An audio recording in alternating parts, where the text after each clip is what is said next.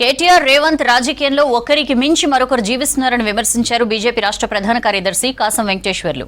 ఇద్దరి మధ్యలో ఫెవికాల్ బంధం బలంగా నడుస్తోందన్నారు. తెలంగాణలో రేవంత్ కేటీఆర్ కలిసి విలువైన భూములపై పడి దోచుకుంటున్నారని ఆరోపించారు. ఇద్దరి మధ్యలో చీకటి ఒప్పందాలు ఒక్కొక్కటి బయటపడుతున్నాయని తెలిపారు. కంచె గచ్చిబౌలి భూములతో పాటు హైదరాబాద్ లో ఉన్న విలువైన భూములపై సమగ్ర విచారణ జరగాలన్నారు కాసం.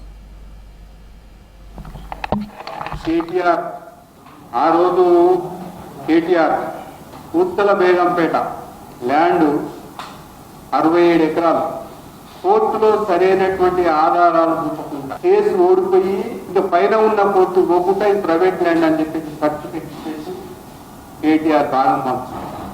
క్యాబినెట్ అంటే 2500 కోట్లు కేటీఆర్ గారి స్వయంగా చేసినటువంటి నిర్వాహకం. దానిపైన కూడా రేవంత్ రెడ్డి గారు పెడబొబ్బలు పెట్టింది. అధికారం వచ్చినాక దాన్ని ఇంతవరకు ఏం లేదు. తర్వాత ఆ 10 సంవత్సరాలు యువరాజు గారు కూడా ఓటుకునేటు కేసు మీద ఏ మాత్రం ఒక్కడు కూడా ముందరు పోకుండా ఆ కేసునట్లనే తొక్కిపెట్టారు. తారా చౌదరి వ్యవహారంలో ప్రముఖమైనటువంటి నాయకుడు పేరు, దాన్ని ఆ రోజు యువరాజు గారు పక్కకు పెట్టేసింది. అప్పుడు బీఆర్ఎస్ ప్రభుత్వమే. మరి ఆ బంధం ఏందో ఈ బంధం ఏందో తెలియనటువంటి పరిస్థితి.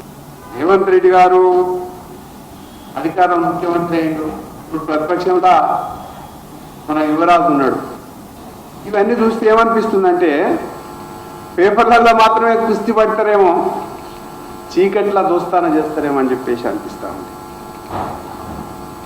తెలంగాణను భూముల వ్యవహారం కావచ్చు, రకరకాల వ్యవహారాలలో వంతులేసుకొని దోచుకుంటున్నటువంటి వ్యక్తులు ఎవరైనా ఉంటే వాళ్ళు కేటీఆర్ తర్వాత రేవంత్ అనేటువంటి విషయం ఈ చర్యల ద్వారా